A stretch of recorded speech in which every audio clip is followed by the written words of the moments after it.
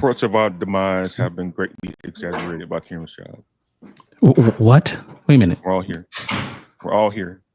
Me, Chris, laughing in the background, Jared Hoffman, and the boss man himself, Ken Rashad, who's been going on a book tour on the internet lately, promoting his pride and joy, HBCU Sports 101, where you get the history and the legacy of Black college sports as told by our man, Ken Rashad. Well, that's not the about that. Proper title of the book. It's HBCU Sports 101, A Guide to Understanding Black College Athletics. But I do appreciate you putting in the plug for me, sir. As always. I love you guys, man. Tell us more about this book, Ken Rashad. Well, this book is a celebration of HBCU sports culture. It's one part history book, one part celebration, and multiple parts, just a overall view, simplistic view of HBCU sports culture in general. It's not about HBCUs, even though we do take a moment to kind of just make sure that, we give people just a proper understanding what HBCUs are. But then we talk about the sports, the legacy, the culture of HBCUs, what makes it so unique, how literally to this very day, how HBCUs continue to do more with less and how we continue to do great things with less. And we ask the question, how we could only imagine how much greater HBCUs could be if the playing field were actually level. But, get the book. It's a really good book. Matter of fact, it's so good that one professor at Texas Southern, who is the head of the sports management department, he thought the book was so good that he's considering making it a required reading for his students. So shout out to Dr. Kenyatta Cavill, by the way. So, yeah. Anyway. How can people get the book? You can go to kenrashad.com and you can purchase the book. Now, you can go to Amazon, you can go to Walmart, and you can go to Barnes & Noble. Now, here's the thing about kenrashad.com, and I might be able to make some changes, but I am not in the book signing business. Okay? Those pre-orders were just that, pre-orders. And so when you go to kenrashad.com, you might realize or you might notice that there is a somewhat inflated cost compared to what the regular price would be on Amazon, which is $21.99. But if you get the book and you still want a signed autographed copy of the book, you will get a book that is going to be printed on premium paper, much thicker, much heavier, much nicer. And my signature will come with it. And like I said, if you want a signed autographed copy and you didn't take advantage of it during the pre-order, well, because I've got to make sure that I do things like pay my writers, which is a struggle, and things like that. Well, you're going to have to make it worth my time because I got more important things to do. So you see those books back there? I got to sign those books. And I've got to one by one, and I got to sign them out, and I got to ship them out. That is not something that I want to spend all of my time doing. I've talked to a number of authors, by the way, in this process. I heard, excuse the expression, it's really a pain in the ass. And when you talk about somebody like this, we're talking about 80 books. That's 100 back there, just in case, I might give out a few. Some I might win. I got family folks. My mom made me. I need 3 or 4 to give to Aunt Helen and Uncle Joe, and I can't charge them, so I had to get some extra books. But do know, huh? You can? I can't what? Hey, business is business. Yeah, you know what? I tried that argument with my mom, and she was just like, Negro, please. Fair point. So believe me, I tried. So you just need to eat them books. Give her anything. So anyway, go to kenrashad.com, man. Order the book. It's a great book. I read it all the time. It's really a good book. And I think you'll enjoy it. And for those of you who've pre-ordered your book, they're here. Okay, you would have gotten them sooner, but I had no idea. You guys would just say, "Hey, I want one." And it got to the point. I was like, okay, I gotta I told folks I was going to sign these books, and I'm told by I talked to a couple. It's going to be a process. So give me some grace. The books are here. I'm going to send them out. Okay. But I did not plan for this. Okay. So you're going to get your book. You are going to get your book. All right. So I appreciate you though. I appreciate you. HBCU 101, a guide to understanding Black college athletics. And for those of you, by the way, you know what? Some of you got advanced notes. Some of you got advanced copies. And I told you we had a deal. Y'all need to go out and put them reviews out there. Please put the reviews out there, please. All right. Anyway. Yeah, sign the book. I'm going to get to the signing, man. I am. So here's what's going to happen. This is what we're going to do. We're going to do this show today. Okay. And then when the show's over with, I got to make some changes. I got to move some things, and we got to, we got to do the HBCU Sports Awards. Got to get my tuxedo out the cleaners. It's a fancy event, and we're going to have HBCU Sports Awards. That's going to pretty much take all day. And I'm going to be glad when that's over with. And then after I've had a chance to wake up Sunday morning and praise the good Lord, I'm going to come up in here and I'm start sending out books so I can start shipping them out on Monday. Okay? So I'm just saying. So, and by the way, while you're watching, you guys know we're under a little financial duress. Okay? And these brothers are fortunate enough here, man. They're still rocking with me. But just know, please take a moment, super chat, if you would, donate to the website. Look, I got to get these brothers paid. Okay. And, we're kind of coming out of that slow season. Things are going to ramp up eventually, but we got to keep the lights turned on. And part of that means making sure these brothers get paid. Okay. So bless me so I can bless them. But I can't thank you guys enough for the support that you've shown all these years. We are the longest running HBCU focused property on the internet. Let's keep it that way. All right. Appreciate you. All right, guys, let's go. Here's to that. So we're going to pivot from book talk to talk about football. And it's a very MEAC-ish and more show, I would say. MEAC-ish? MEAC-ish and more show today. Yes. Getting talking about the MEAC Media Day, who was voted what to where, and somebody said that caused a stir on the internet from MEAC Media Day. We're going to talk about North Carolina A&T and how they're perceived in the CIAA and how they perceive themselves in the CIAA. You mean the CAA? Oh, it'd be great if they were in the CIAA. Yeah, they probably end up there after this season. Never know. My bad, the CAA. I'm sorry. I pulled a Shady McCoy. Dang. See? Whose is worse?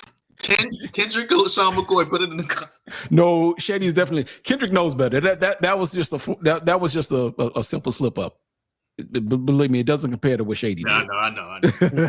I'm joking. And then we're going to get into an historic achievement by one Tennessee State football coach. But first, we're going to talk about the MEAC and its preseason poll. As we all know, last season, South Carolina State, they won the MEAC undefeated. Ironically enough, I heard a stat during Media Day that said Tennisberry in the last 3 seasons has not lost a conference game, spanning to his days going back to Benedict. So he's like 23-0 in conference games for the last 3 years, which is remarkable. South Carolina State was voted number 1 in the MEAC preseason poll. Number 2 was North Carolina Central. And by the slimmest of margins, only 2 votes separated the top 2 in the entire poll, which lets everybody know these are probably the 2 best teams in the league, and probably that game they play this season at North Carolina Central this time will probably decide who goes to the Celebration Bowl. Jarrett Hoffman, you were at MEAC Media Day covering it for us. Do you agree with the order of finish, particularly at the top? Yeah, absolutely. South Carolina State and North Carolina Central are the rightful top 2 teams in this poll. They are 2 of the last 3. They have 3 of the last 4 actually MEAC championships. South Carolina State winning in 21 and 24, and North Carolina Central winning in 22. So I definitely agree with that. I'm a little bit shocked at Howard being fifth. Howard being fifth was a little bit of a shock to me. They have gone through a lot of turnover. They've lost a lot of talent since they won the MEAC championship, especially on the offensive end, losing Quentin Williams, losing Ian Wheeler, losing Jarrett Hunter now. I believe Casey Hawthorne is still there, but they have lost a lot of talent, and they've lost their defensive anchor, former MEAC Defensive Player of the Year. His name is escaping me right now, but Kenny Gallup. Kenny Gallup. There you go. Chris with the assist. But they've lost a lot of talent over the past couple of years. So, but it still kind of shocks me that they are fifth. But everything about this is pretty accurate. It's pretty accurate. Delaware State, I can say that the Delaware State contingent was not very happy about them being sixth. I don't know why they would be surprised about them being sixth, but I mean, it is what it is. But everything about this was pretty accurate. The Norfolk State over Howard was a little bit shocking to me, but it's not too surprising where I'm like, oh, that's just totally wrong. Everything about this is pretty accurate to me. Yeah, Chris, what do you make of Norfolk State getting more love than Howard, who was in the Celebration Bowl 2 years ago? I think what hurt Howard was how much of a struggle it was for them at the end last year. Mm-hmm. Like, they finished really, really, falling down a hill, bumping their head on rocks and trees and different things of that nature. And it was a rough finish for a team that had their first conference championship in 30 years just the season prior. And I do think some of this, yes, is people predicting success from Michael Vick, which I don't have a problem with, because you obviously want Michael Vick and Deshaun Jackson to be successful, but the reality of it is Norfolk State was a 4-8 football team last year under Dawson Odoms. That doesn't, if Michael Vick is worth 2 or 3 more wins, God bless him, but I don't know if that's going to be the case for a first-year head coach. And I do think that Howard still, Coach Scott does a wonderful job, despite people angling for his job and can't even get the damn school's name right. I still think Coach Scott does a wonderful job, and he'll have his guys ready to play. And like Jarrett said, the top 2, no real surprise there. South Carolina State, they ran through the MEAC like, a hot knife through butter last year. Central, honestly, I felt like should have made the FCS playoffs last year. So again, when these two teams play, whether it's in October or November, I can't remember which day, but it's probably going to tell you who's going to Atlanta. Morgan State being third, I like that pick, because if they have any we've said, how many times have we said this over the years, guys? If they have any semblance of an offense, yeah, they will be the most dangerous team in this conference. And of course, their running back was named preseason player of the year, so they obviously think that they can run the ball, but you got to pass it too. So hopefully they got real quick, Chris, I'm sorry, I didn't mean to interrupt, but important to note also, Morgan State did not get a first place vote. Oh, yeah. Every other team got a first place vote except for Morgan State. So that's another chip on their back. Wait. How did wait? Yeah. Delaware State, Howard, and Norfolk State all got first place votes. There was only one team that didn't get a first place vote, and that was Morgan. That makes no sense, because like the defensive player of the year for the preseason is Eric Hunter, and offensive player of the year is Jason Collins. They both play for Morgan State. So they got the 2 best players in the conference, but not good enough to be a first place team, possibly. And when you talk about things that don't make sense, another thing that does not make sense, Jason Collins was on the MEAC preseason second team. He was not on the preseason first team. He was on the preseason second team and was named MEAC preseason offensive player of the year. My people. They doing this NBA type of voting right here, man. Mm-mm. That's what that is. No, this is the WNBA vote. This is like Asia Wilson. This is like Asia Wilson getting a 4th place vote. But she won the MVP though. It's crazy. Yeah. So Cameron Shaw, you think Norfolk State is 2 wins better without your good friend Dawson Odoms as coach? His good friend Dawson. Good friend Dawson Odoms. Look, Norfolk State. I'm gonna just be honest with you guys, man. I'm a little surprised that Morgan State is picked to finish third. I think Norfolk State would probably, and there's not really a whole lot to justify it. But because of what we've talked about Morgan State before, because of the lack of offensive input, there's a part of me that I don't know. I'm doubtful. I don't have a problem. The only problem I have with the order of this is I would have put Norfolk State third, and I put Morgan State fourth. Third? I would put Norfolk State third, and I would put Morgan State fourth. But Michael Vick has no resume as a head coach anywhere. Why are they third? But I'm this isn't about Norfolk State. This is more about Morgan State. Okay. And I know that may sound somewhat nonsensical. It does actually. But what did we expect out of Norfolk State last year? How close did Norfolk State come last year to winning a lot of these games that they just couldn't because of lacking offense? They played a lot of one-score games last year. That's what, like I said. So I put like this. Because we don't know what we're going to get out of Norfolk State. And there's even a part of me now that puts in, look, if we weren't in this era of NIL and the transfer portal, I probably wouldn't have a problem giving Norfolk State more credit. But the thing is that I don't know if Michael Vick, being a first-year coach, has anything to do with the type of talent that Norfolk State may have, which remains to be seen yet. I don't know how well I haven't followed them enough to know how well they've done in the offseason. But there's a part of me that thinks Vick's cachet and his, leveraging his celebrity might have aided the program in getting some players that they otherwise wouldn't have gotten. So I stand by that. We'll see how this goes, but that goes without saying, but Norfolk State has been like a constant underachiever the last 5 years. Different coach. Longer than I know, different coach. I understand a different coach, but at the same time, and I know they've made some improvements in recruiting. They got some talented guys to come over via the transfer portal. But at the same time, I don't think they're good enough to be better than Morgan State. Okay. If Morgan State has the two best players in the conference on their team, and they almost competed for a MEAC championship last season, if not for some bad luck at the end of the season, I don't see how Norfolk State can be better than them in any poll whatsoever. Until Michael Vick and Norfolk State prove something to somebody, then I'll change my mind. Okay, but haven't done so yet. Okay, so with that logic, then would you put Norfolk State ahead of North Carolina Central? No, I wouldn't. Because as Chris Stevens said, it probably should have been a playoff team last year, and they've been perennially on the cusp of even going to Celebration Bowl or going to the playoffs. They've been consistently good. So okay. I don't think any team behind Central is going to jump them. Okay. And speaking of Central, Kenn Rashad put me on the spot, so I got to share my screen. Bear with me. Trey Oliver, he ran into some problems with Virginia. Was it Virginia Tech? I got to look at it. Virginia. It was Virginia Tech.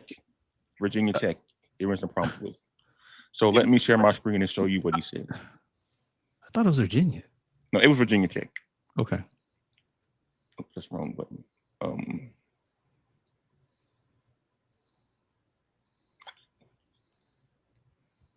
Jamari Taylor is at Virginia, so that's probably why you were thinking Virginia. Yeah, Jamari Taylor is at Virginia. That's what it is. Right, but he's at Virginia, but he said he's going to be pulling for Virginia Tech when they play Virginia. Yes. Right, that's what I mean. And here's why. So, can y'all see this? Yeah.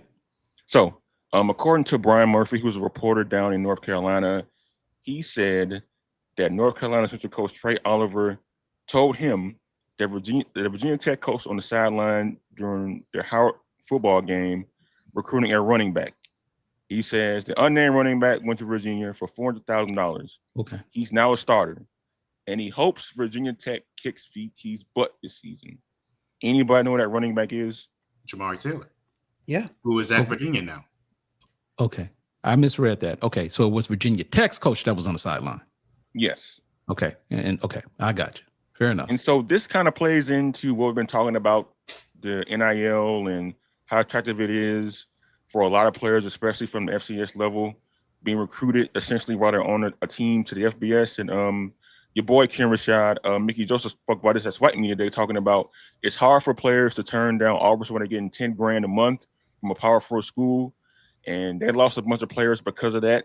And so Trey Oliver pretty much saying the same thing. Like this NIL money out here is real. It's enticing players, and we're losing a lot of good players because of it. So what do y'all think about this phenomenon, starting with Kenn Rashad? Well, first of all, why'd you have to bring Mickey Joseph in this? I'm bringing context to the conversation. This is how discussions like this works, bro. Jesus Christ. I'm hypersensitive. How do my Tigers get into this conversation? I hear you. I mean, look, man,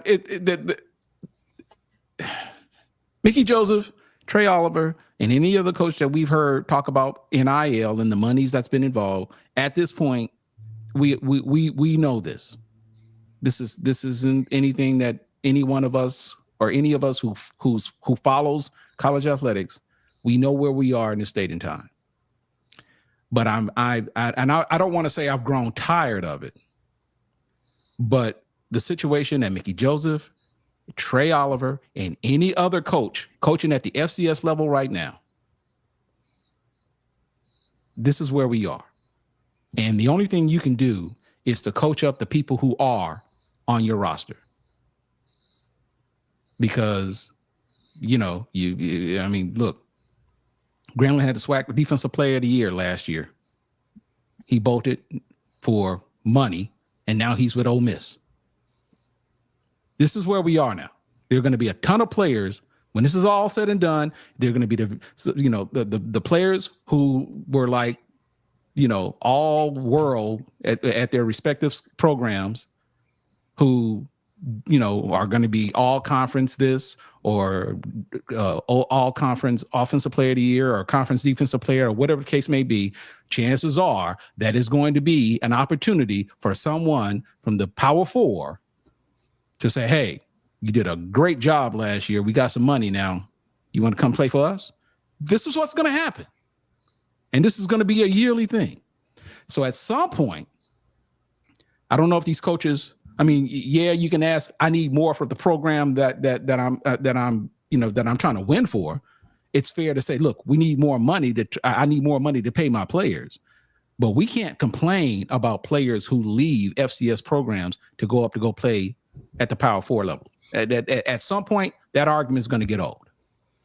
All you got to do is, okay, are there some hell of a players we can get from the D2 level and bring them up to FCS, or pluck them from some other program to make it worth their while? Because look, every once in a while we hear about players, and we reported it. We hear players who come from Power Four programs that are playing for some of these HBCU programs. So the way I see it is, it's a revolving door. And I understand we need money, but at some point, man, that argument is going to have to, you're going to have to shelve that argument and just make do with what you got. Is it fair, Chris Stevens, for Kenn to say, like, coaches should stop complaining about the situation and just continue to do what they've been doing to recruit the best players possible? I don't know if it's fair, but and I honestly think that revolving door stops at some point, because there's going to come a time when the well at every level runs dry, because the FBS is just going to, the FBS and Power Fours are just going to take as many kids as they feel like taking. We're not even talking football now. We're going to be talking about every single sport. We're talking basketball. We're talking track and field, softball, baseball, you name it. These schools with these endless pockets will take them. And the schools that are going to try to overcompensate are going to end up trying to do the same with lower levels. And then, of course, the lower, you stop running out of levels at some point.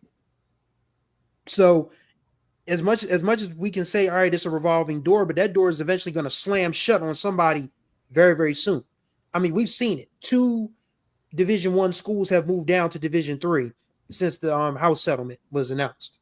One was in the NCAA tournament last year. So it hurt. I mean, yeah, HBCUs are going to suffer for it, but everybody's going to suffer for it, because not every school, number one, has the money, and not every school, is going to be out to prove that, hey, we can compete with Alabama. Hey, we can compete with UCLA. Hey, we can compete with North Carolina. Hey, we can compete with Georgetown or Syracuse. It just doesn't work like that, because the first mission of any institution, black, white, Asian, or other, is to educate your students. And as much as we love athletics around here, I mean, we are HBCU Sports. I just stole that Grambling thing. Hell, baby, we Grambling. Hell, baby, we HBCU Sports. But yeah, that's what we do here. But at the same time, we got to realize that our bread is going to be buttered in getting these young people degrees and things and training that can help them become productive citizens. And yes, athletics is still very much the front porch of your university. What good does it do you to have a front porch if the inside of your house is nasty? So we got to make sure the entire house is up to code. You got to make sure the entire go ahead, Chris. You got to make sure the entire house is clean, man. I mean, you can't just have a whole bunch of people sitting on your front porch. Somebody got to use the bathroom. Somebody gonna want to use go get a drink of water. It doesn't matter if they walk through the house and they, it's a roach fall off the wall on them or something. I mean, you got to make sure the house is clean, man. So, I mean, yeah, front porch, sports front porch and all is cool, but as a university, you have to make sure your entire house, your educational programs, your quality of student life, you got to make sure all of that's good. And the money that it takes to compete at a Division I level, quite frankly, in my opinion, just ain't worth it. And to your point, Chris, and to Ty B's point, President Trump yesterday signed an executive order to save college sports. And one of the things he put a limitation on in his executive order was third-party pay-for-play. That means essentially that certain collectives can't operate as broadly as they had been or have been operating these last couple of years to order entice players with their funding capabilities. So that might limit some of the poaching that may go on from the Power 4 schools, getting kids from black colleges, what have you. But these schools still have coffers and coffers of money. You're talking about Ohio States of the world, Alabama's of the world, spending like $15-20 million per year on their football teams. Operating like a professional football team in a sense. So the landscape is changing quickly. And as Mickey Joseph said, I don't want to offend Kenn Rashad, he said pretty much the schools with the biggest budgets are going to decide who wins and loses. Yeah. And so it's playing out right now. Jarrett Hoffman, your thoughts on this? It doesn't do us any good complaining about it. It's been the reality of college athletics for how many years now? We've seen coaches leave because they couldn't deal with NIL. We've seen Michael Vick when he was on some kind of interview, he was saying if a player got offered however much money, he would encourage them out because that's just the reality. Like these players want their money, and whether you agree with college athletes being paid or not, what we can't deny is that these athletes are the reason why the NCAA is as profitable as it is. The reason why these NCAA video games, why they had to put players' names and likeness on that is because that's how popular they are. Like we can't deny guys like Cam Newton, guys like Tim Tebow, guys like Joe Burrow, the receiver boys, Justin Jefferson and Jamar Chase. Those guys are the reason why the NCAA is as popular as it is. So and the networks like ESPN, CBS, and the like. Yeah, and the networks. But it's the players the reason why we're watching. And players at the FCS level, at the lower FBS level, Division II level, Division III level, the first sight of success that they see at their respective levels, they're trying to move up because that's where the money is. That's where you get the attention from the leagues. That's where you get the attention of the NFL. That's how you get the attention of the UFL. That's how you get the attention of even the CFL. They're looking for guys that had the success at the highest level. So it's nothing that we can do. If they get an offer from Virginia Tech, if they get an offer from Virginia, if they get an offer from North Carolina or from Alabama or Georgia or Ole Miss, they're gonna take it because that's where their perceived value is at. Now, have some of these guys gotten swindled by these FBS recruiters? Yes, it's happened. You're taking a gamble no matter what, but what they want is the money at the end of the day. And if they feel like that's where they can get their money, then there's nothing you can do about it other than trying to get the rules changed or modify the rules to work in your favor. And if that's not going to happen anytime soon, it's just you got to deal with the reality that you're given and continue to work at your job because that doesn't stop. Yeah, I mean, you're right, Jared. It's not going to stop anytime soon. It might get bigger despite what President Trump is trying to do. Executive orders is in law. He can only write them, but that doesn't mean it's the law of the land just yet. So Chris, like, what do you think schools could do to protect from their players being poached, like it happened for Trey Oliver and others around the black collar sports landscape? You can't. You cannot. I mean, we have entered. I mean, the NCAA was always pretty lawless, to be honest with you. I mean, they've only had this facade of amateurism and these commercials they've been running. So many of our student athletes are going to go pro in something else. I mean, they've tried to, pull that wool over people's eyes for years now. But the reality is you can go back to. I mean, I highly recommend that if you guys, for our viewers and our listeners out there, if you have not watched Pony Excess, the SMU 30 for 30, go watch it, because it's kind of foreshadows where we are right now. Because you can offer your kids, the sanctity of, just being able to compete, be around your peers, all of that other stuff. But, fame is a tricky monster. And when you get these kids, when you get kids getting calls from USC and Stanford and UCLA and Texas and all of that, even if you get a call from your big state school, like I can tell you now, there would be kids that are either playing at Delaware State or playing at a smaller Division II outside of Delaware. If UD came calling, they coming right back. Mm-hmm. So, I mean, it's literally nothing you can do. You can only hope that the kids that you get were sort of raised on some principles of loyalty, some principles of respect, some principles of just being upfront about who you are and what you're trying to do. And I mean, I'm not putting this all on the kids, because kids are, it is what it is. I mean, if you told, listen, if I was an athlete and I knew that I was kicking butt and taking names at this level, and somebody walks up to me and says, "Yo, I got 10 grand for you to go to this school," I don't know, man. I don't know it'd be hard to say no. It would be hard. It would be hard to say no. And I mean, as much as I feel for guys, I get why Mickey Joseph is complaining, because let's just say that the Mickey Joseph era is not off to a good start. He's on the hot seat already. It's not. I mean, that seat about as warm as the McDonald's McGriddle machine right about now. But also, I don't understand why Trey Oliver is complaining, because Trey Oliver keeps winning. But Trey, we know that man. He's never ducked the smoke. He's never ducked controversy. He is the MEAC's equivalent of the mouth of South Jimmy Hart, pretty much. I mean, that man is going to say what he's going to say. He doesn't have a problem with it. But I can't understand. I just don't see a way that we're going to be able to, HBCUs are going to be able to insulate, or even PWIs of a lower level are going to be able to insulate their athletes from these folks coming in here with bag money.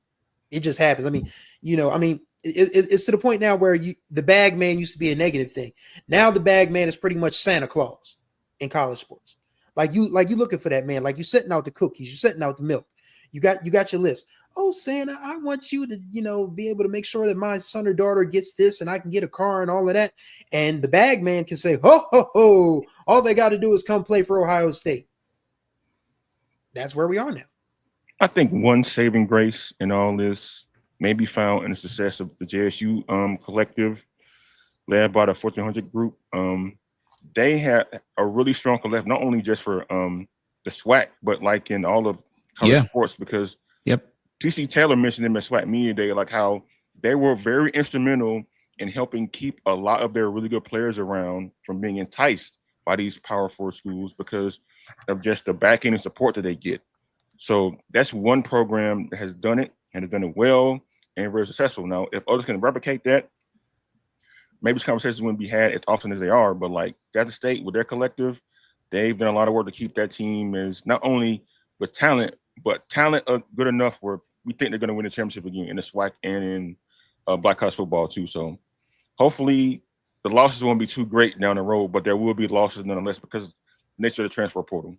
Real quick, I just want to address this comment real quick because I know we got to get to the roast, but real quick, this comment, I got to address this comment real quick because they said, should a HBCU FBS conference be on a rise? No. Wait, All right, wait, moving on. Moving on. What, Moving on. Don't even need to go any further. No, it should not be on the rise. Jarrett said no, so we're gonna move on. We need money for that. And I know you said it'll help us for exposure, but we need money for that. No. Moving on. Gonna move on to a fun but controversial topic. So, as we all know, Shannon McCoy was a co-host at MEAC Media Day along with Tiffany Green and Jay Walker, the old veterans of the MEAC, the voices of Black college football. So the MEAC decided we're gonna have our event at the Baltimore Ravens Stadium. We're gonna have our event, big time television, ESPN Plus, and we're gonna invite Shady McCoy to co-host this whole thing. And I get why they did it. They did it because he's friends and played with Michael Vick and Deshaun Jackson in Philadelphia.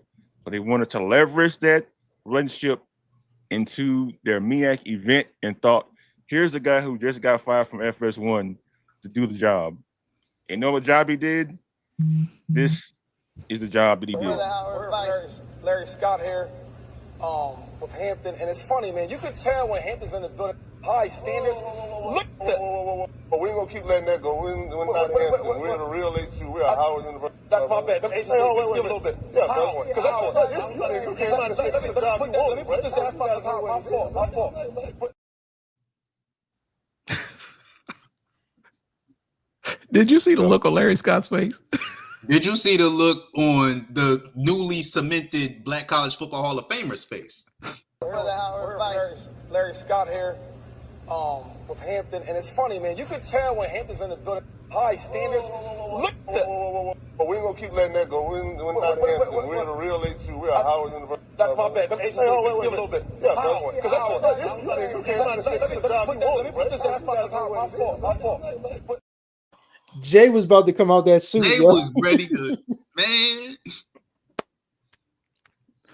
See, let me say this. For those of you who are just kind of for those of you who are not familiar with this space, and you know, maybe you appreciate it, but you don't know all there is to know about it, and you don't necessarily know all the nuances about it. This is the reason why people like us and others who are involved in this space, those who like have either attended HBCUs or those of us who like really follow them, even if you didn't necessarily attend, but that's the reason why we kind of are somewhat really sensitive about folks who speak about HBCUs and don't necessarily that. This is the reason why we are the way we are. When you don't necessarily get folks who are from the culture trying to speak on behalf of the culture, when they themselves have shown more than once that they don't know about the culture. Now, I'm not saying that mistakes don't happen, but anybody in their right mind would know better than to confuse Howard with Hampton. You just don't do that. You know, and we get a lot of flack for gatekeeping. But the fact of the matter is, we need to gatekeep. Because this dude, this is the same dude who said that he would coach Howard University to a better record than the dude who was sitting across from him. Like I said on the MEAC on Tuesday, Larry Scott's a better man than me. There's no way on God's green earth that I'm sitting next to a dude who literally campaigned for my job and then can't get the school name right. Do you know how egregious that is? That would be like me going up to Shelly Ann Fraser Price saying, girl, your husband ain't worth a damn. And I don't even know her birthday. It would just be stupid. It would just be absolutely stupid. And then Hampton ain't even a part of the conference. I guarantee you the entire time he was there, he didn't see anything on any of the signage or anything. There was nothing, I bet you, anything close, remotely close to mentioning Hampton. Yes, sir, Jarrett. So I got to give my perspective because I was there. I was there when he said, not only was I there when he said this, I was standing behind the camera that was recording him while he said this. So a couple of interesting tidbits that need to be known. LeSean McCoy got to meet. So MEAC Media Day started at 9 a.m. It started at 9 a.m. That's when everyone started doing their interviews. That's when players started to come out to their tables, to their respective team tables. That's when they started going around to the different media tables that weren't a part of the media work area. Jay Walker and Tiffany Green got there at about 10 o'clock and were doing their prep for the live show. It was about 10 o'clock or 10, a little bit close to 10, probably before 10, but or so. LeSean McCoy got there 20 minutes before they went live. Ooh. 20 or 30 minutes before they went live. He was not there long. By the time Tiffany Green and Jay Walker went upstairs, which is where they did their interview, LeSean McCoy was coming in. So he was not there long before the live show actually started. Before Larry Scott went on to do his portion of the interview, Deshaun Jackson did his interview. And of course, he did great with Deshaun Jackson because that's his buddy. That's his former teammate. Both of his former teammates, he did great with those guys. The problem is there's 4 other coaches in the MEAC. So after he raps with Deshaun Jackson, it's Larry Scott's turn to go up. And Larry Scott is sitting there the whole time. He's standing there the whole time waiting for his turn to go up. As Deshaun Jackson is taking his mic off and Larry Scott is going up to put his mic on, you hear Deshaun Jackson go, "Hey, coach, you need a coach?" Talking about LeSean McCoy. They're joking. "Hey, you need a coach? Hey, my boy, hit him up." They're joking. He's saying this to Larry Scott? He's joking with Larry Scott. Now, I will say this about Deshaun Jackson to give him his credit. He was there when I got there. And I got there about 45 minutes before media day was supposed to start. So Deshaun Jackson was very prompt. There's a lot of people who are criticizing him for his attire because he was the only coach that did not wear a suit. His players were the only players that did not wear suits. I'm not here to argue that. I'm not here to debate that. But I will say Deshaun Jackson was prompt. He was receptive to the media. And he was receptive to the coaches, speaking with the coaches, respectful to the coaches, to the other coaches. So I will say that about Deshaun Jackson and Michael Vick. Michael Vick was there on time. I mean, obviously they were all there on time, but Michael Vick was very receptive to the other coaches. He was very receptive to the media. He did not try to act too big and bad to speak to the media. They were both very humble and spoke well with the media. So with all that context in mind, we get to the moment when they toss it to LeSean McCoy, and you can hear very well the interview throughout the room. So there's people that are sitting in their media stations, obviously editing their videos and trying to get their stuff posted to social media. So I decide as the coaches are coming off, I'm trying to ask them different questions off the record because there's some insight that I want to get from them that they're probably not going to give to me if I ask them on camera. So after each coach comes off, I'm asking them different questions as they come off. I'm standing there waiting for Larry Scott's interview to be finished so I can ask him some additional questions that I didn't ask him on camera. And as they toss it to LeSean, I hear him say, Hampton's in the building. And I was like, wait a minute. Did he say Hampton? There's no way he really said Hampton. I know for a fact he didn't say Hampton. And then, because I'm like, yo, you campaign for the man's job. There's no way he just said Hampton. And then he says, you already know when Hampton's in the building. I was like, oh, man, he said Hampton. Oh, man. Now, look, one thing you need to know about MEAC Media Day is that if there's one school that's going to have a heavy presence every year at MEAC Media Day, it is Howard. Guess who was not happy hearing LeSean McCoy call Howard Hampton at MEAC Media Day? Larry Scott. Not only Larry Scott, but the representatives of Howard that were at MEAC Media Day. You audibly heard someone say, catch them. They caught themselves before they said it because they knew they had to quiet down because the camera was on them. But they almost yelled out, "What?" you heard somebody go, "What?" Oh my god! Look, here's what here's what I'm gonna say about this.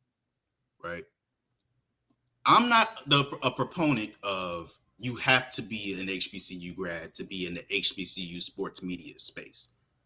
Shoot, one of the guy that we call the voice of Black college sports did not go to an HBCU, but he is one of the premier guys that I didn't want to say his name because I almost said Charlie Joyner, and that's not his last name. Charlie Neal. It's Charlie. I was about to say Charlie Joyner first, but Charlie Neal did not go to an HBCU. But what Charlie Neal did was he was humble enough to work his way up to being, he didn't profess himself as the voice of HBCU sports. He worked his way to that title. LeSean McCoy cannot say, "Oh, I want to be a Howard, if you need a coach," just because your friends got hired as coaches of other institutions.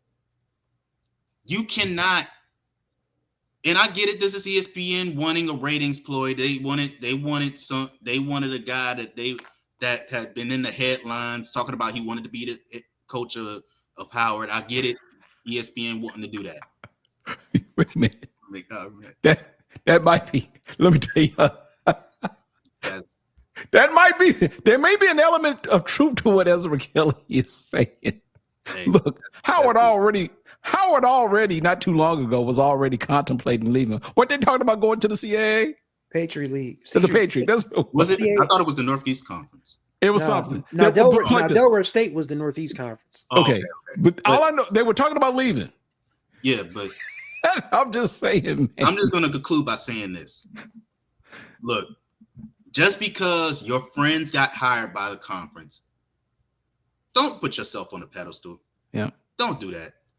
The MEAC deserves its respect just like every other conference. The same way you wouldn't call Alabama Auburn, the same way that you would not call Florida State, in the same way that you would not call Texas Oklahoma.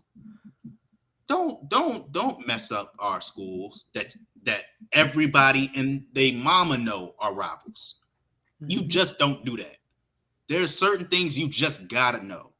And by the way, don't try to make it seem like you are above being here.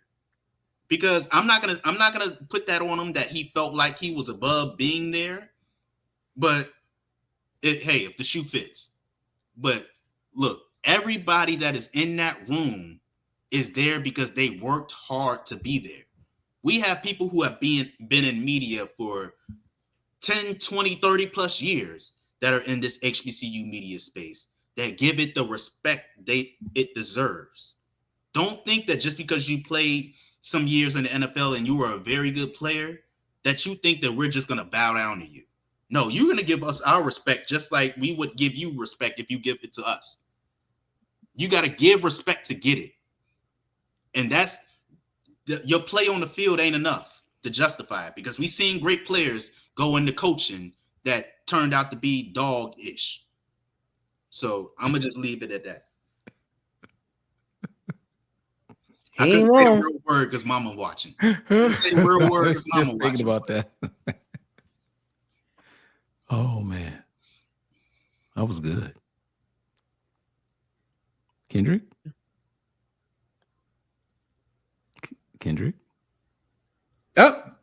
It happened. We spoke it into existence. Yes, we did. Days without Kendrick Marshall on mute. 0. Where'd he go? He must have been having computer problems. Yeah. But yeah, Jarrett makes some great points, man. And it's just that, somebody in the chat said, no, we don't need to gatekeep. I mean, it's like, all right, you keep letting people in the space if you want to that don't have the proper respect for the space. That's your choice. Some of us, we have a choice in the matter, and we're deadly serious about making sure that this space is respected. And Zach McKinnell, shouts out to him for making a great comment that he didn't graduate from an HBCU, but he also knew that, you know, this space commanded respect and deserved respect, and that you got to step back and learn before you start inserting yourself in things. Like, it just didn't make any sense to me. I mean, it's unfortunate, but hopefully the MEAC has learned that all publicity ain't good publicity. I feel like that was ESPN. I don't know if that was the MEAC. Yeah, I mean, well, yeah. I don't know what you don't know what was ESPN. If it was ESPN's, I don't know if it was. I'm not saying it's a fact. I'm just saying I don't know if that was the MEAC's call or ESPN's call to have LeSean McCoy there at MEAC Media Day, because he was there for ESPN. He was there for ESPN's live stream. That's what he was there for, hosting ESPN's live stream of MEAC Media Day. So I feel like that was ESPN's decision to have him there, because they know that he was the guy that was going to bring them the headlines. Maybe it was the MEAC. Maybe I'm overstepping, but he was there to be on ESPN's show. So I somewhat have a feeling it was ESPN's idea. I'm of the belief it's a partnership, but I think ultimately, I could be wrong, it is MEAC Media Day. Okay. I think MEAC had pretty much proper say to who attended and who didn't, as well as where it was going to be located, the dates it was going to be located, and so forth. You know. Yeah, but as far as the topic of gatekeeping, I think that we need to gatekeep to a certain extent. You don't have to. It shouldn't be. It doesn't have to be a requirement that you were an HBCU grad, because let's just be honest. We've seen HBCU grads that have shown ignorance about HBCUs. True. I ain't gonna say no names, but true. We have heard guys who have been the Costa podcast, let's say Nightcap, who have said ignorant things about HBCUs. Yeah, and I'm a fan of Shannon. No, we heard him say ignorant things about HBCUs, but it should. So I don't think it should be a requirement about you having to be an HBCU grad, but you definitely have to, as Zach eloquently put it, shout out to him, and who does a great job at FCS Football Central. You should absolutely have that respect to gain the knowledge before you speak on anything in regards to HBCU. But I think that's just it, Jarrett. It because of comments that Shady made prior to this, that's the reason why we're talking about it now.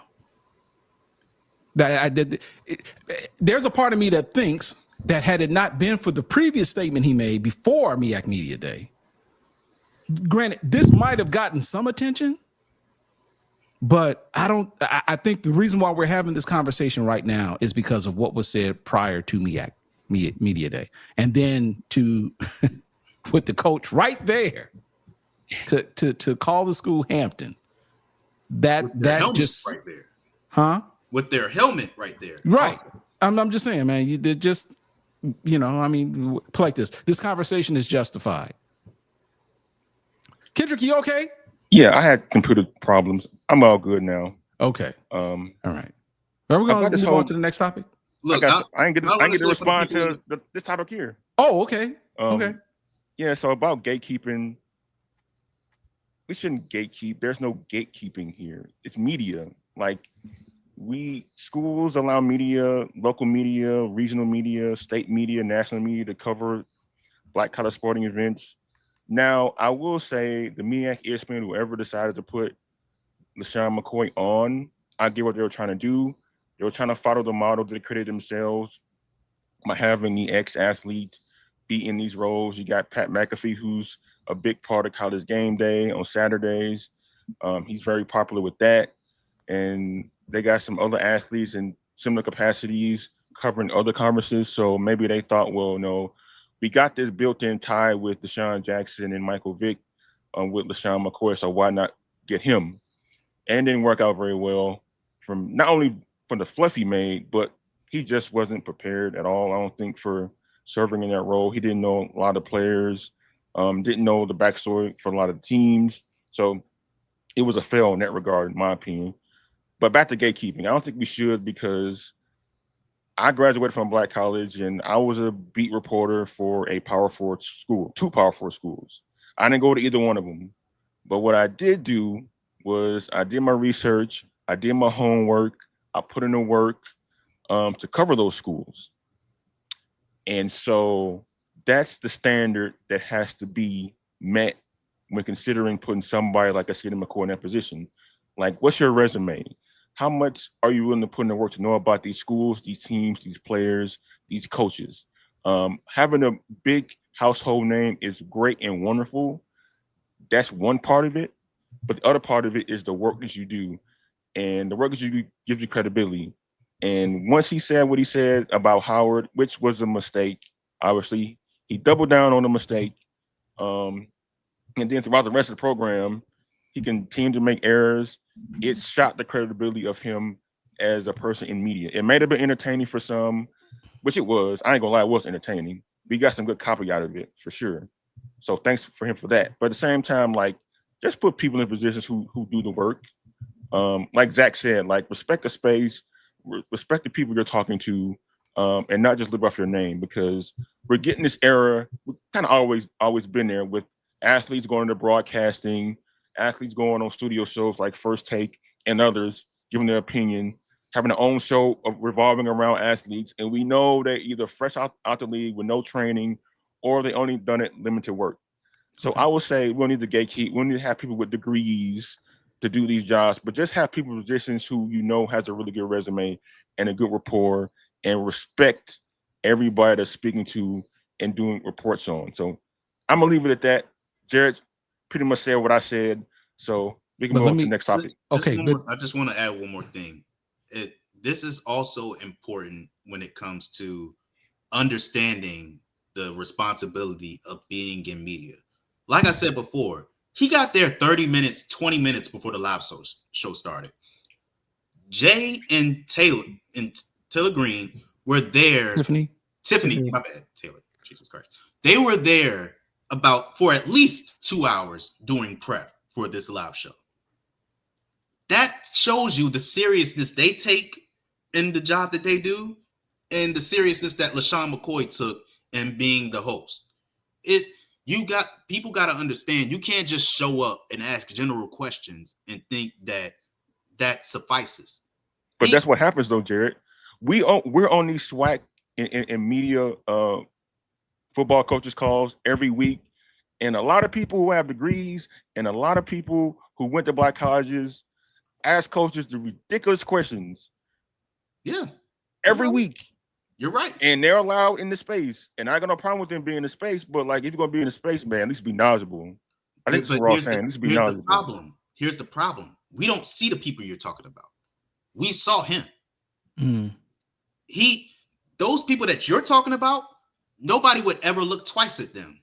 These major networks would never look twice at the people you're talking about. This is somebody who has a name and platform that surpasses the majority of the media outlets that cover it every single day. And they see him doing it, they're going to think that it's okay to come down to where, or what they would say, come down to where we are and do the same thing that he just did, and think that it's okay because of his name and the platform that he has built. So what I'm saying is that don't think that you can do what he did, because he can go on and do his own little podcast and put on some of his friends, and it'll have success because of the name that he built. Do what he did. Any journalism student, I dare you, do what he did and see if you have a job in journalism afterwards. You could probably make friends with one of these little athletes and have a little podcast, but nobody's going to take you seriously. And if you leave them athletes, they're not going to, that fan base that you built with them athletes that you hypothetically build a fan base with, they're not going to follow you anywhere you do on any of your personal projects. I promise you, it's not going to work. So let me, and I know, Kendrick, we got to go, but I have to say this, because I'm still not sure I understand the term gatekeeping and how it applies to this. But all I will simply say is this: there is a certain level, and I think Chris kind of talked to this, but there is still, rightfully or wrongfully, there is a certain level of sensitivity that I have with respect to how the perception of HBCU athletics in the overall scheme of things. And it does depend on who talks about it and speaks on behalf of us. I cannot ignore how someone like Roland Martin, who had a program one time, this is doing when Deion Sanders was at Jackson State, and Deion Sanders went on that ridiculous rant about the amount of money that HBCUs were getting for some of these games, and were literally indicated that athletic directors were, what's the term that he used? I forgot the term that he used. But then Roland Martin goes and ridiculously makes a comparison to what Texas A&M makes in terms of revenue and compares it to the SWAC, and some way, somehow addresses the SWAC as if there is a problem that the SWAC has because they aren't necessarily making as much money as Texas A&M does. And then we have the situation in which the situation in which Deion Sanders goes on this tirade about how HBCUs were basically getting bum rushed because they weren't necessarily getting the type of payouts that they deserve, even though there was an article that posted all of the FCS schools and how much they were receiving for games played against an FBS schools. That some way, somehow, it was Deion Sanders makes this comment that HBCUs were getting slighted when there was no evidence to suggest that. So I say all that to say that there's a certain level of sensitivity that I have, because for whatever reason, there are folks out there who thinks that Black folks, whether they be head coaches or whether they be high profile celebrities, that some way, somehow, they think that they can speak on behalf of HBCUs better than those of us who came that because they've just simply got access, that some way, somehow they think that they can speak on behalf of HBCUs as if they're an authority figure when they have absolutely no credibility whatsoever on the subject. That's the only point that I want to make. That's it. Ken, it's not about credibility. Like Howard Bryant, the great journalist, formerly ESPN, now with MEAC Media, he did a podcast with Money Jones talking about, how ESPN killed baseball and tennis and popularity. And he mentioned about podcasts just in general. He says, look at the most popular podcasts for sports, for example, and see who they are, and ask yourself, are they popular because they're good, or are they popular because the people on them are popular? And so Shady McCoy was hired to do MEAC Media Day because he's popular, not because he's good. Okay. And so that's where we're at in media right now. There's a lot of great media, a lot of great podcasts, in this space who do a lot of good work, but like they're going to get superseded by people like Shady McCoy, who has the name. Fair enough. Fair point. So moving on from this, I know Ken's going to cut it up and put it on Twitter and call people losers for this. Anyway, here we go. Not that one. Not that. Okay, good. Better start signing them right now. Sign one live on the air. No. So we're going to switch to North Carolina A&T and their football coach, Shawn Gibbs, who appeared at CAA Media Day. Get that right? Yeah, CAA Media Day. To talk about, his team and them being a one-loss squad for the last 2 years in the conference, and kind of like how they're going to try to get out of that hole. They were picked last in the conference. Hampton was picked 11th.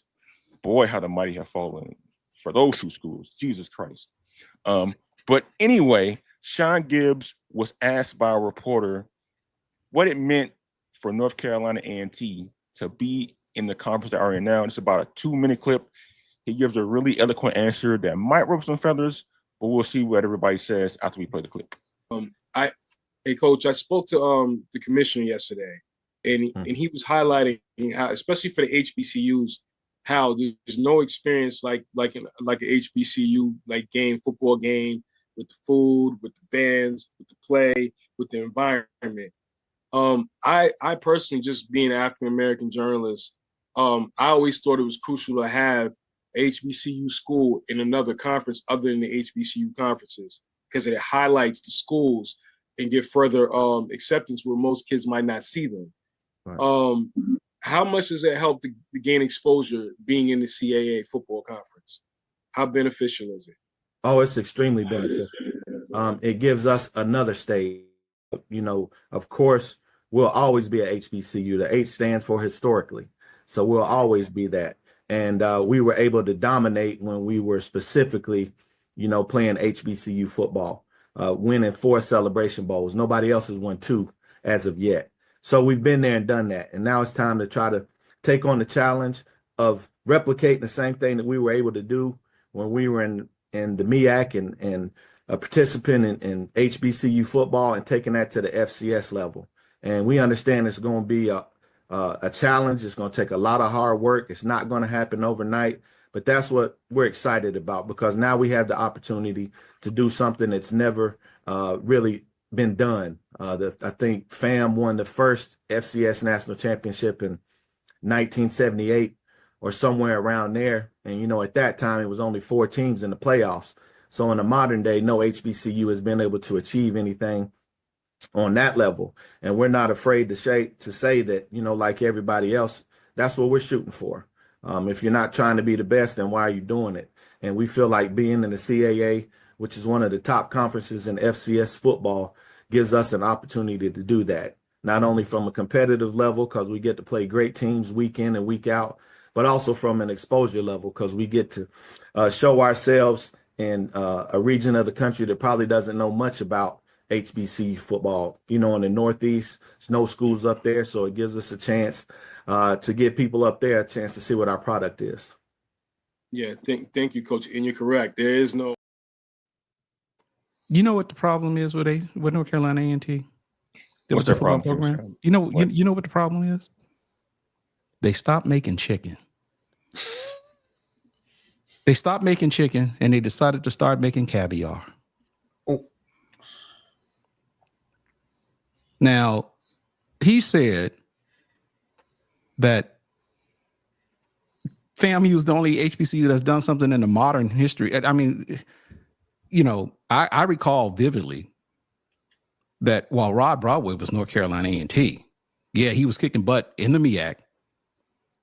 But ask Kent State, ask Charlotte, ask East Carolina if they would like to get those wins back that they suffered at the hands of a man who was making chicken. They hate chicken at Charlotte. They hate chicken at Kent State. They don't like chicken at East Carolina. North Carolina and T stopped. He was talking chicken. playoffs, Ken. He was talking playoffs. And plus, like, with all these Bojangles around here in Charlotte, North Carolina, what I'm saying is, nobody hates chicken. Huh? I said, with all these Bojangles around here in Charlotte, North Carolina, nobody hates chicken. I'm just saying. I said they stopped making chicken at North Carolina A&T, and they went. You went the caviar route, and now look, where are they expected to finish now in the CAA? Last. Okay. 14th. Okay, but they're still an HBCU. But what do we make of the comments pretty much essentially saying, well, we've accomplished everything we need to accomplish at the Black college football level. Now we're trying to do it at the PWI level or the Grand FCS level. And the CIA, not the MEAC, not the SWAC, gives us the best chance to do that. Well, I'll say this. I said it on Wednesday, and I will say it this afternoon. I don't care, man. I want to see A&T win. I want to see Hampton win. I don't care what it costs. I mean, I do care what it costs. I still want them to remain an HBCU cultural icon. I still want them to remain an HBCU touchstone. But I'm not hung up on any of them. I'm not, you know, carrying a torch for them to return to the MEAC if that's not what they want to do. That's their choice. I mean, we may not like their choice, but we can't root for their failure either. Because what does this say about us if one of our schools to say we're gonna leave the like again, Delaware State has been flirting on and off with the Northeast Conference for the better part of a decade. Hampton, doggone it, Adrian. Adrian cooking, man. So here's my thing, and I'm gonna and I'll cede the floor. I don't think that A&T is a 14th team in the CAA. I think that CAA poll is wildly overblown. because three or four of the teams that are ahead of Hampton lost to Hampton last year. So I can't abide that Hampton and A&T are the bottom 5 in that conference. I'm just not going to abide by that. They haven't won, Chris. A&T won one game last year. They haven't known. Well, they had to do. They didn't have no business coaching there. That is good. Okay. Shawn, I like Shawn Gibbs a lot. I had the chance to talk to him when he was coaching Fort Valley when I first started here. Wow, it's been almost 3 years since I started here. Thank you, Ken. But back on point here. I just think that Coach Gibbs has a chance to really remake this program in his image. And I think that what Trenton Boykin did on an interim last year at Hampton was pretty doggone impressive, because Robert Prunty kind of left last minute too. And Boykin just stepped up, and that team was probably 2 or 3 possessions away from going 7-4. So I do not abide by Hampton and A&T being at the bottom of that conference. I do not. It's just not something that I'm not going to buy right now. But we got to see what the games look like. We got to see what they look like on the field. And I was going to say, for Chris, for the record, though, I don't recall anyone ever saying that they wanted A&T to lose. No, I'm not. But I think there's a sentiment out there that is bordering on negativity, like extreme negativity. Like, I mean, yeah, we can have our jokes about, A&T and Hampton leaving, but I really get the sense that some people feel like, nah, the boo-boo, y'all can't win. Like, that doesn't help anybody. That doesn't help anybody in the HBCU space. We should be rooting for A&T and Hampton to succeed, just like we rooted for Tennessee State when they came back and won the old Big South OVC last year. So, I mean, they may not be in HBCU conferences, but yes, as Coach Gibbs said, they are still in HBCU. And I remember a colleague of mine who had that "there goes the neighborhood" comment. That still rings in my ear.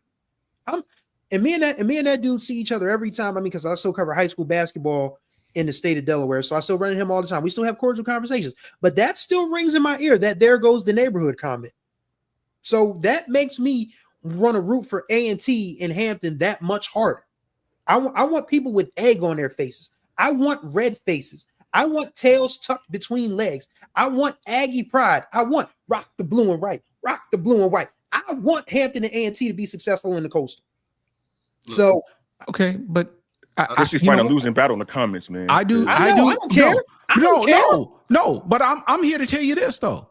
I want A&T and Hampton to win too. I do. But I feel privileged enough to be in the unique position. I can celebrate them when they win, but damn it, I can rag them when they lose. That's the position I take. I am a pro HBCU guy, period.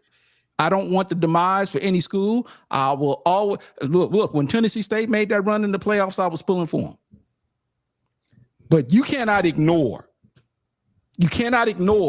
how A&T left, how Hampton left, and just expect us. I mean, look, 2 things can be true. I can root for you, but I've said this before, I'm on record of saying this. But when you do stuff like A&T and Hampton does, and it doesn't work out, I can talk about you. I can clown you. I just want to and be okay. I just want to say this before I get the A&T part of it. Let me get to the reporter that asked the question.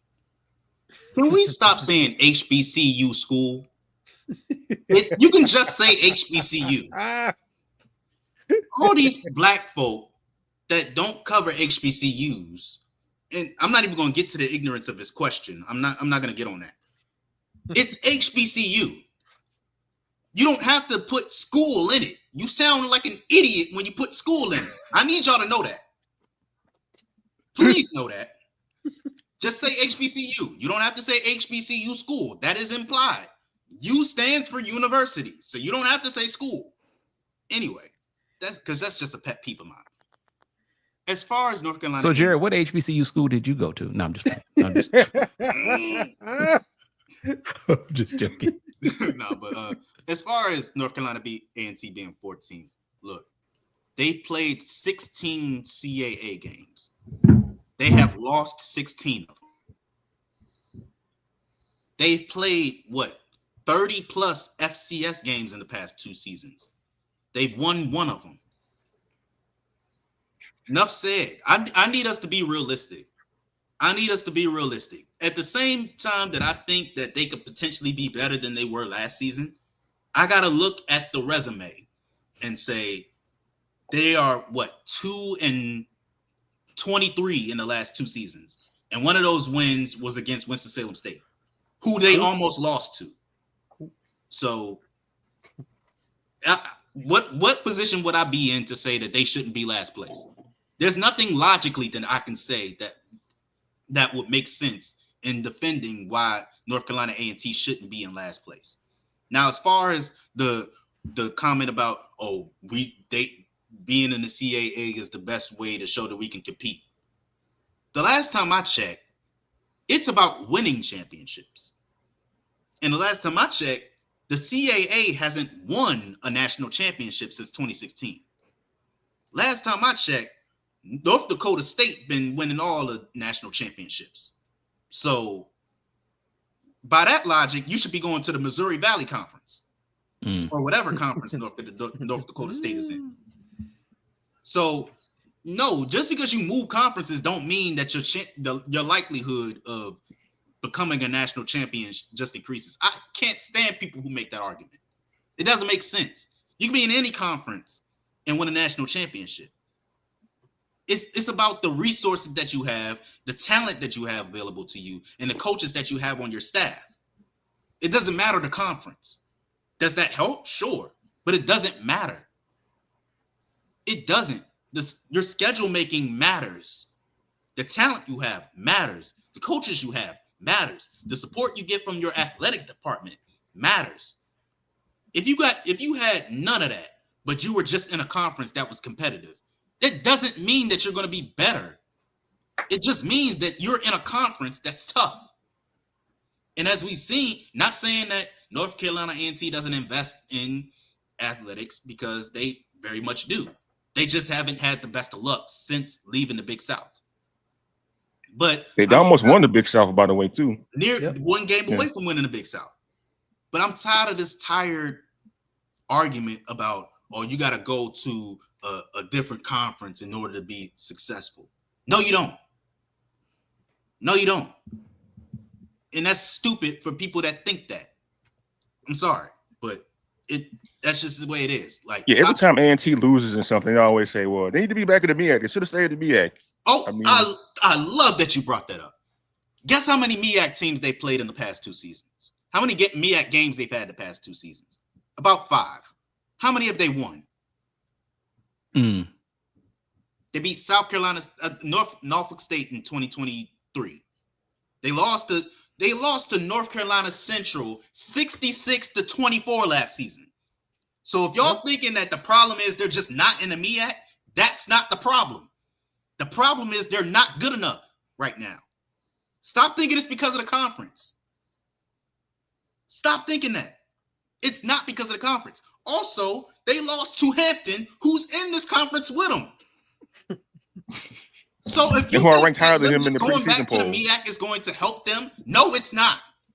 What's going to help them is playing better, not being in a different conference.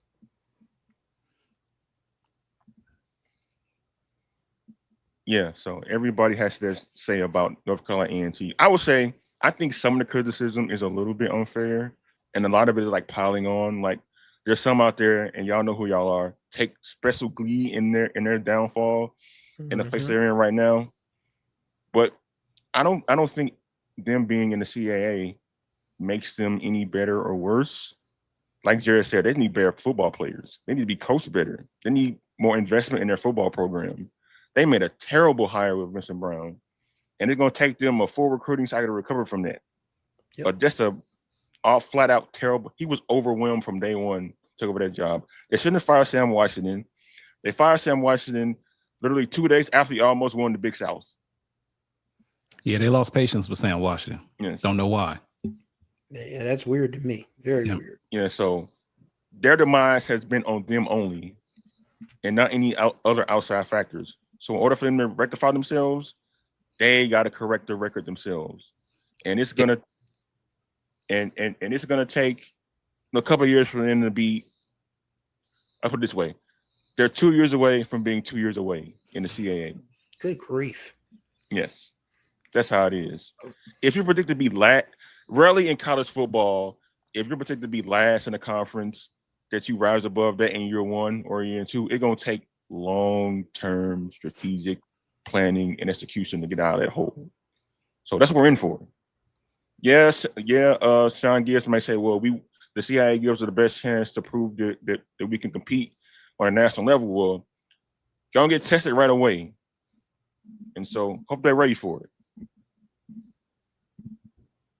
Y'all, I need the people in the comments to understand what I just said. They are 1-4 in their last 5, 1-3 in their last 4 MEAC games. They lost 66-24 to North Carolina and North Carolina Central last season, and lost 45-25 to South Carolina State. What is going back to the MEAC going to change? What is that going to change?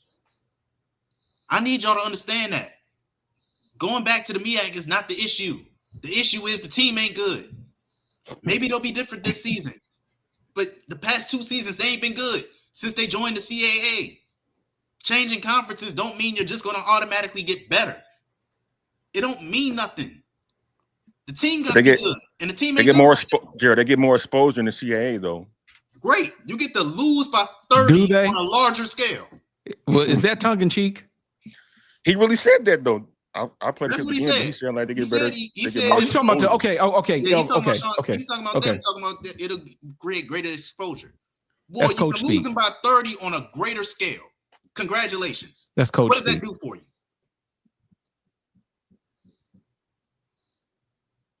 All right, can we kick him out the chat? Zach is always welcome, man, to chime in. See now you treading on you're skating on thin ice, buddy. Zach, good people, man. Don't do him like that. Zach, good people. People, man. But he's not good people if he's making fun of Delaware State University. He's only telling the truth. We're about truth and facts here, Chris. Okay, whatever. Despite Deshaun Jackson saying they're going to the Celebration Bowl this season, didn't you clown my Tigers when Delaware State beat them in basketball? Yes. Did I? See? Did I? You did. I don't recall. Hey, we got gatekeeping. We got the tapes. We can go back to the Anyway. All right. So our final football topic of the day is a really intriguing one, I thought. It happened this week, kind of flew under the radar, but it's a pretty big deal in my opinion. As you know, Tennessee State has made a lot of changes in the coaching staff in the offseason. They got Richard Barlow as their head coach. He brought in a lot of good assistant coaches, and one of them just won the championship in the UFL. That's Shannon Harris, who's the Tennessee State offensive coordinator. Big news today was that he's going to remain the head coach of the DC Defenders of the UFL, a team he led to the UFL championship this past spring. He's going to be a two-way coach, one of the first and only two-way coaches I know about. Really big accomplishment for him and Tennessee State. So what do we make of this? Shannon Harris going to coach the offense for the Tigers, and then when that's over, he's going to go right back to try to repeat as champion in the UFL, starting with Kenn Rashad. Now that's what I call double dipping. I know, right? Look, there is no conflict. I don't see how one outweighs the other. I don't see how one is problematic for the other. I'm all for it. That is an ideal scenario. You know what? I'll tell you now. Don't be surprised if we end up seeing more situations like it, with this coaching carousel being what it is, and that coaching opportunity being what it is. Good for him. That's all I have to say. Okay. Thanks a lot, Ken. Chris Stevens. Yeah, I see Edwin's point in the chat, and I think I like this because this is a way that we could possibly get more, Tennessee State kids into professional football. Because if he's going to coach the Tennessee State football team and then go back to the UFL, then maybe he could bring some of his guys with him. So that would be a great. It's unusual in football, but it's not really unusual when you think about what the WNBA does. Because remember, Dawn Staley was an all-star point guard in the WNBA for years while she was coaching Temple University's women's basketball team. And a lot of the women now that are playing in the WNBA, if they don't want to go overseas, they go back to their alma maters as, trained, developmental assistants and assistants to the athletic director and all of that stuff. So it wouldn't surprise. I mean, for football, now there's a spring league that they can actually, benefit from. It's not a bad deal. And I mean, you get to have your cake and eat it too in that sense, even though that phrase, we really misunderstand it. It still makes sense because you get to coach at Tennessee State, and you get to go back to coach pro football. And then you get to maybe see some kids that may be overlooked by the NFL, and you get them some experience in the UFL, and then maybe they get noticed by the NFL. So I think it's a win-win situation. He's literally scouting for his pro team while coaching college players. Yeah. Interesting. Jarrett Hoffman, your thoughts on this? Yeah, I think it's a unique circumstance that we're seeing right here. You got two guys that actually coached DC Defenders before Reggie took on the job at Tennessee State. He was the coach of the DC Defenders and actually coached them to a 10-1 record in their first year of the unified football conference when they unified with the USFL with the XFL. So you got two coaches that have had success at the pro level of the UFL, and Shannon Harris and Reggie Barlow coaching your team now. And I think this is a great opportunity for the players to, if they are able to ingest the information that is going to be given to them by Shannon and by Reggie.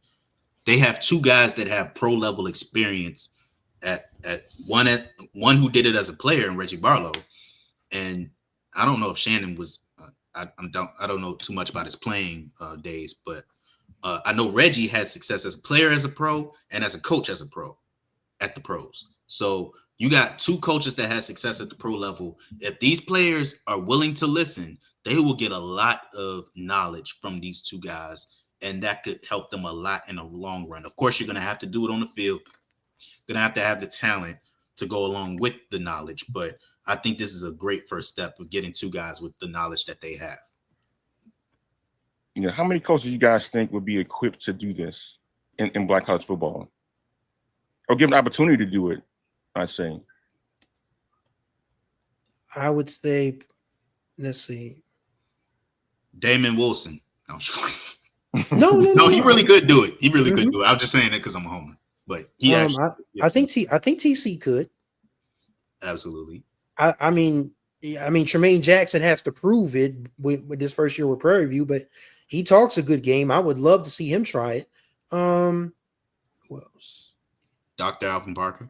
I would love to see him try it. Maurice Flowers. I think he has to win the CIAA first this year, but I think and I think Teddy Keaton probably could take a crack at it too. That's another person who would have to. I think he would have to win a conference championship first to be able to really cement it. But I definitely think he has what it takes. And somebody else who has to get over that championship hump that I would love to see it as well is Chennis Berry. Yeah.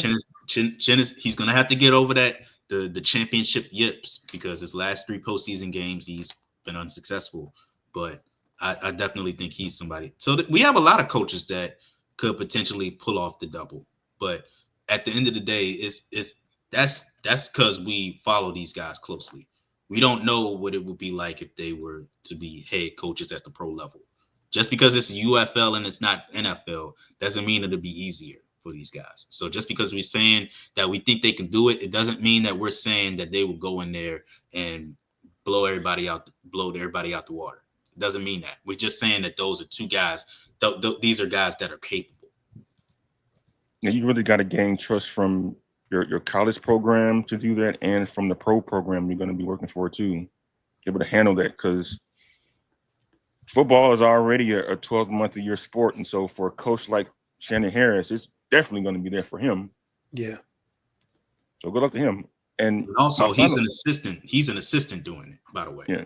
He's an assistant at the college level and a head coach at the pro level. So it helps that he doesn't have as much of a burden as a pro head coach and a pro college coach.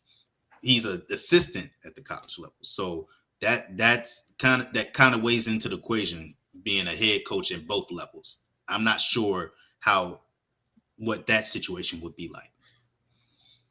Yeah, and Shannon Harris' appointment to both of these jobs got me thinking about the Tennessee State coaching staff in general. And just look at the names of their assistants under Reggie Barlow. That's crazy. You got the hitman himself, Greg Williams, as the defensive coordinator. Shannon Harris is OC. Geronimo Morgan, who left Edward Waters for personal reasons, is their running backs coach. You got Dexter Jackson, Super Bowl MVP, is their safeties coach. Cedric Thornton, their linebackers coach. Is this the best coaching staff in Black college football, considering the names I just read on the list here? I don't know if it's the best, but it's certainly one worth commenting about. So for me, the answer, the question is, and we've heard this all the time about how when you see some of these stellar teams and people always talk about talent, and then you have teams sometimes that, according to the experts, the team may not necessarily be talent rich, but the team may be successful because of its coaching staff. And so I think that this particular staff is going to maybe answer a lot of questions with respect to how talented is the team versus how talented is the coaching staff, and can they really make that mesh? And can we possibly see a turnaround overnight, or not turnaround, but can they keep the momentum that Eddie George and his staff had, going forward? They were picked 8th to finish in the OVC Big South. So, based on what? Because they lost Eddie George and 46 players from last year's team. That's my point. And what I'm saying is that the coaching staff, and I don't necessarily see that if they're going by the coaching staff, and we're going to just, I'm not dismissing what Coach George did, because he did it over a period of time. But if coaching staffs, being what they are, have anything to do with this, then I don't necessarily see Tennessee State finishing last in that OVC / Big South, or whatever it is that it's called. So, what say you, Chris? You think Tennessee State is going to finish 8th out of 9 teams in that conference? No, I don't buy anybody. I don't buy 8 teams, 7 teams being better than them. Mm-hmm. I still think they're middle. I think they'll be middle of the pack, because at the very least, yeah. Because you lose 46 kids, you lose your head coach and most of his staff. Yeah, there's going to be some turnover, but I still think what Reggie Barlow has been able to do, because people forget Reggie Barlow has won at the Division I and the Division II level. He had a good run at Alabama State. He won the CIAA with Virginia State, so he knows his way around this space. So I'm not gonna discount a Reggie Barlow team anytime soon. Did some damage with the defenders. Yeah, yep. And he almost won a UFL championship. So I'm not going to say that this team is an 8th place team. I think 4th or 5th to start a season is a more fair assessment. But it wouldn't surprise me if they were back near the top again this year. What say you, Jarrett? I don't understand one bit how you have Tennessee State at 8th. North Carolina A&T, it makes perfect sense why they were picked to finish last in the CAA. But moving on. Is that one of them DraftKings bets, man? Moving on. We're not about to put betting odds on that man. Anyway, call the hotline if you're entertaining that, by the way.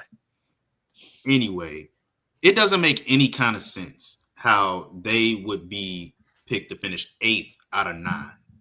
It doesn't make sense against a bunch of teams that they had better records than last year. Like, it doesn't make sense.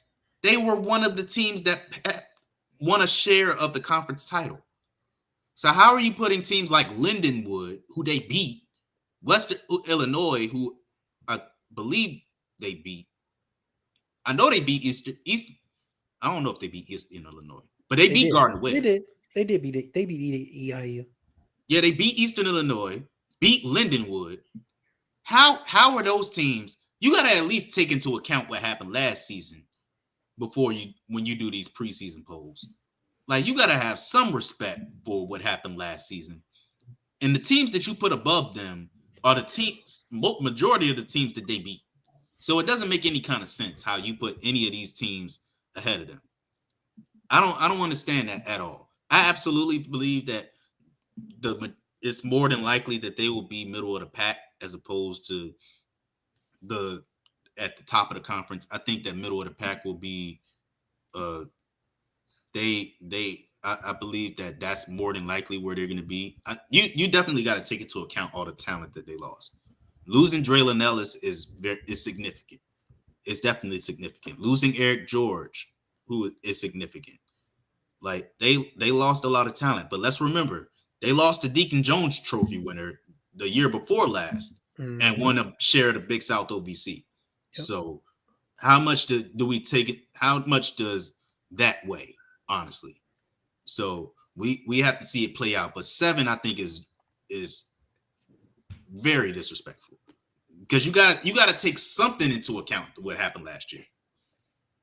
In a lot of games they won last year, Jarrett, were one-score games. They got a bunch of turnovers in those games. Won a couple of games like late in the fourth quarter, especially the game they won to clinch the OVC Big South Championship and a berth in the playoffs. So I guess voters may be thinking, well, losing Eddie George, losing all the players they lost, especially their quarterback and a lot of players on offense, that luck might not be there this season. They may not be a terrible team, but with just those gaping holes they have in their roster and not knowing what they bring back could factor into that. So I don't think they're one of the worst teams in the conference. I think they may be more middle of the pack, but I think it's fair to say, yeah, there's going to be a drop off. I say that for sure. But Eastern Illinois being picked up ahead of them, they were 3-9 last season. What does them returning any players have to do with anything? Tony Romo is not walking through that door. 3-9 team. What does that mean? What you think? Oh, they returning players that was on a 3-9 team last year. This year they're gonna go 5-7. I don't want to say this, Jared, but I think it's the black tax. That's what it is. That's what A&T is last in the CAA. What does returning players from a 3-9 team do? What does that mean? I don't want somebody let me know, because I've seen players return from 3-9 teams that went 3-9 again. What is returning players from Western Illinois who was 4-8 last season going to do? Or they gonna go 6-6?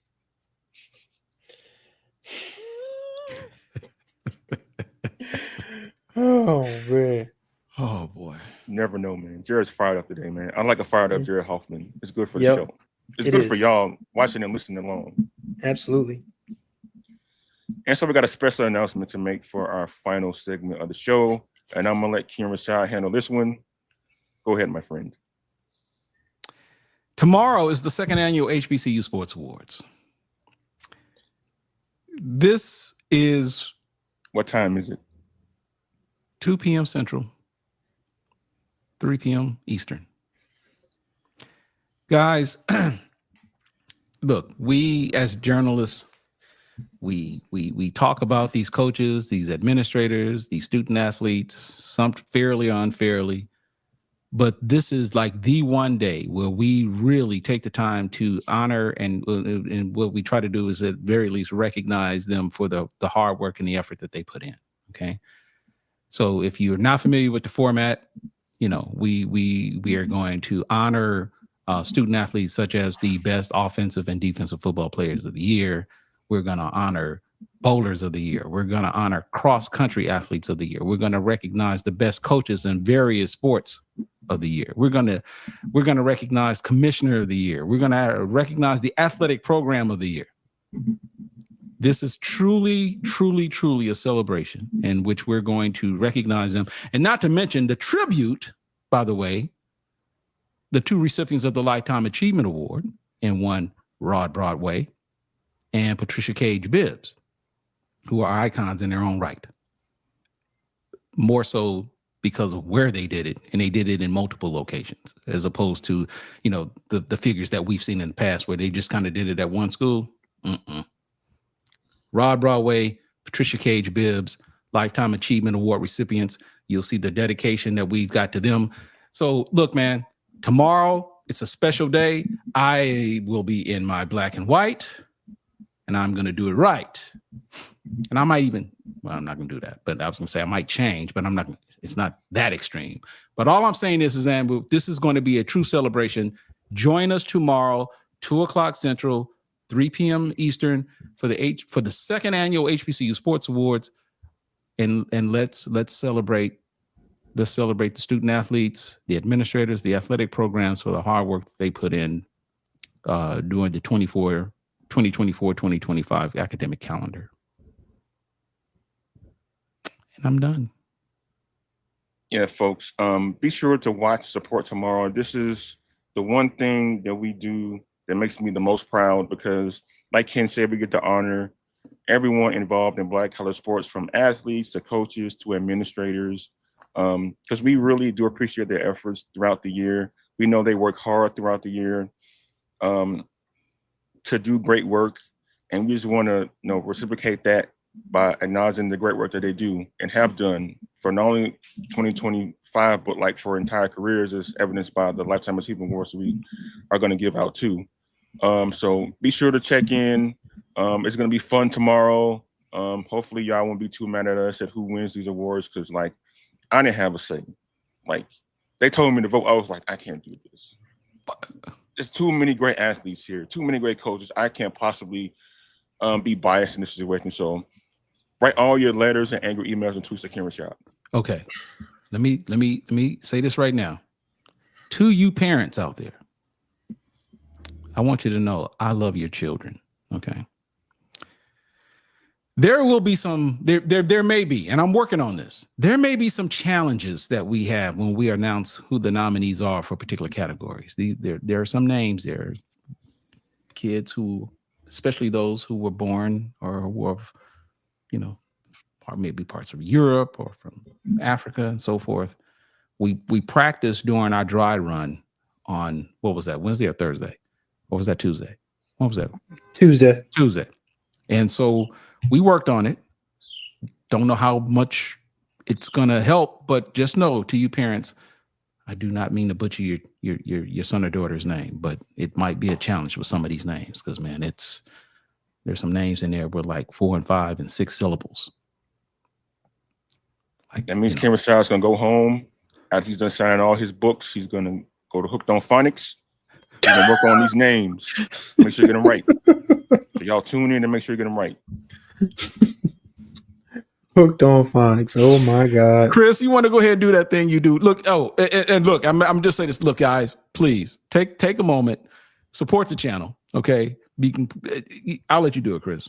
I'll let you do it. All right, so ladies and gentlemen, we thank you for joining us on the round table. And remember, this is the bridge. The season, as Gerald Levert once said on Written All Over Your Face by the Rude Boys, this is the bridge. We are done with 2024. We're going over to 2025-26, so you can expect to see a lot more of our faces. Thank you guys for watching the round table. Be sure to subscribe, tap that notification, become a level 1 or level 2 member. So for $4.99 a month, you can get all the Black college sports that's fit to print and broadcast. Super chats are a great way to keep bills and paid and roofs over our head, so I don't have to start an OnlyFans and all of that. And don't forget to follow us. We're on all manners of social media. We're on Facebook, we're on Instagram, we're on TikTok, we're on Threads. Just search for HBCU Sports. And if you want to donate the old-fashioned way, now you can't even call it old-fashioned because you can do it on a cell phone. Pull up the Zelle app. Yeah, we got Zelle. Type in donate at hbcusports.com. Donate that way. Also, we have tons of new offerings at shop at hbcusports.com. We got tumblers, we got mugs. I'm ordering a coffee mug soon because I am going to be on this program sipping coffee when we talk about how Delaware State is off to a 5-0 start. But also, you can also donate at hbcusports.com/donate. Don't forget to go that way. And don't forget to subscribe to our newsletter. That means you get everything: podcasts, news stories, features. It all comes to your inbox. So you don't have to really go ahead and just keep panning back and forth. Just to subscribe to the newsletter, you'll get everything to your inbox. So again, we thank you for watching the roundtable. For my guys, Jarrett Hoffman, Kendrick Marshall, and Kenn Rashad, I am Chris Stevens. We will see y'all tomorrow for the HBCU Sports Awards. Y'all take care of yourselves and each other. We gone.